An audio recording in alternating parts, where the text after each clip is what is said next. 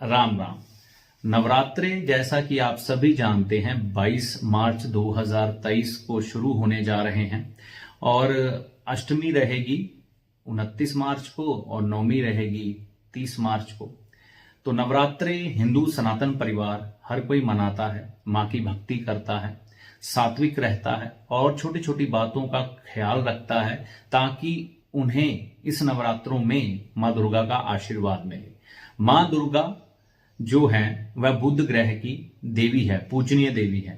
तो जब हम नवरात्रे अच्छे ढंग से मनाते हैं और नियमों का पालन करते हैं तो कहीं ना कहीं हमारा बुध ग्रह भी ठीक होता है। लेकिन आपकी ये की हुई भक्ति और इतना ध्यान रखने के बावजूद भी कई बार कई परिवार मैंने देखे हैं छोटी सी गलती कर जाते हैं। अक्सर जो लोग इतनी कठिन तपस्या करते हैं, एक छोटी सी गलती के कारण वह तपस्या कई बार खराब हो जाती है। वह गलती क्या है? गलती कह लीजिए या अज्ञानता। कई बार किसी चीज का हमें मालूम नहीं है तो उस चीज का दोष नहीं लगता, लेकिन अगर मालूम है हम फिर भी गलती करते हैं तो उसका दोष लगता है। तो हमें ध्यान ये रखना है कि नवरात्रों के दिनों में पुरुषों ने ना अपने बाल कटवाने हैं ना शेव करवानी है। तो ऐसा कोई कार्य आपका रहता है तो नवरात्रे शुरू होने से पहले ही कर लें। यानी कि नवरात्रों के दिनों में आपने बाल या शेव बिल्कुल नहीं करनी और माताओं और बहनों ने भी कोई ऐसा कार्य नहीं करना जिसके कारण उनको बाल कटवाने पड़े या थ्रेडिंग वगैरह या ब्यूटी पार्लर से संबंधित कोई काम करना पड़े। क्योंकि ये जो काम है ना, ये राहु के अधीन आ जाते हैं। जैसे कि बाल काटना, शेव करना, पीछे से स्त्रियां बाल कटवाती हैं, बहनें नाखून काटती हैं, तो ये नाखून राहु के होते हैं, बाल शनि के होते हैं। लेकिन इनको जो सही करता है, काटता है, वो हथियार मंगल का होता है। तो जब वो चलता है तो मंगल बध का कार्य करता है। तो मंगल बध का कार्य अगर हम नवरात्रों में यानी कि बुध के दिनों में करें, क्योंकि माँ दुर्गा जी बुध ग्रह की देवी हैं, तो इन दिनों में बाल कटवाकर जो हम हरकत करते हैं वो मंगल बध की बन जाती है। तो मंगल बध और राहु की जो हरकत होती है, शरीर की मैल उतारना यानी कि नाखून कटाना, नहाना धोना नहीं मैं बोल रहा, बाल कटवाना या हथियार चलाना इसमें मुख्य तौर पर शामिल है। बाकी तामसिक भोजन छोड़ना वो तो एक अलग बात है ही है, उसके बारे में सबको मालूम है। तो ये जब हम करते हैं, बाल कटवाते हैं या शेव करते हैं या ट्रिमिंग करवाते हैं, थ्रेडिंग करवाते हैं, तो इसमें कहीं ना कहीं हथियार चल जाता है जो कि मंगल बध का प्रतीक होता है। और आपके परिवार में आपने जो मेहनत की होती है, माँ दुर्गा की भक्ति की होती है, इतने कड़े नियमों का पालन किया होता है, तपस्या की होती है, वो कहीं ना कहीं खराब हो जाती है। तो इस चीज का ख्याल रखना बेहद आवश्यक है। भाई और बहनें अपने बाल ना कटवाएं उन दिनों में, ठीक है? पहले ही तैयारी कर लें, ठीक है? तो मंगलवार के दिन, जैसे कि नवरात्रे आ रहे हैं, शायद बुधवार के दिन पहला नवरात्रा पड़ेगा, तो मंगलवार उससे पहले आ रहा है। मंगलवार के दिन भी आप ये बाल कटवाने का कार्य ना करें। सोमवार या रविवार है उस दिन आप इस काम को खत्म कर दें। तो इस चीज का ध्यान रखें, नहीं तो आपकी तपस्या खराब हो सकती है।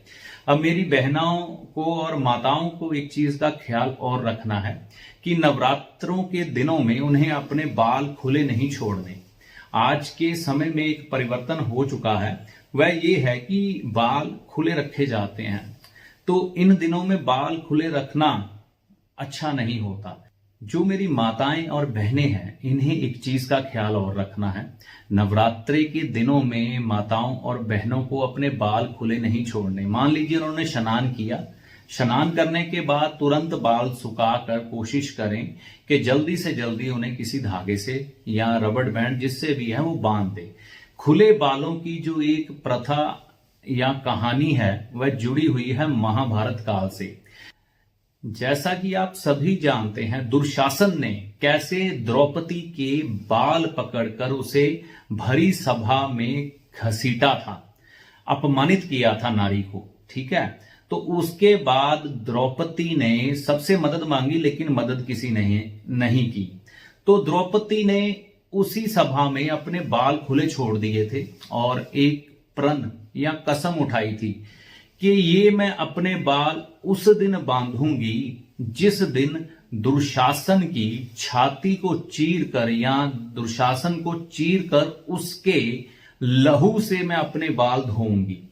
तो ये एक साइन दिया हुआ है, एक बात को समझाया गया है कि नारी के जो खुले बाल होते हैं ना, वो कहीं ना कहीं विनाश का प्रतीक होते हैं। तो हमें, अगर आप में संयम है और बात को आप समझ सकते हैं, खुले मन से स्वीकार कर सकते हैं, तो स्त्रियां और माताएं बहनें अपने बाल ना खुला छोड़ा करें। अगर ऐसा आम दिनों में आप नहीं कर सकते तो कम से कम नवरात्रे के दिनों में ये परहेज जरूर रख लें, क्योंकि खुले बाल स्त्री के क्रोध के कारक है, क्रोध जो विनाश को लाता है।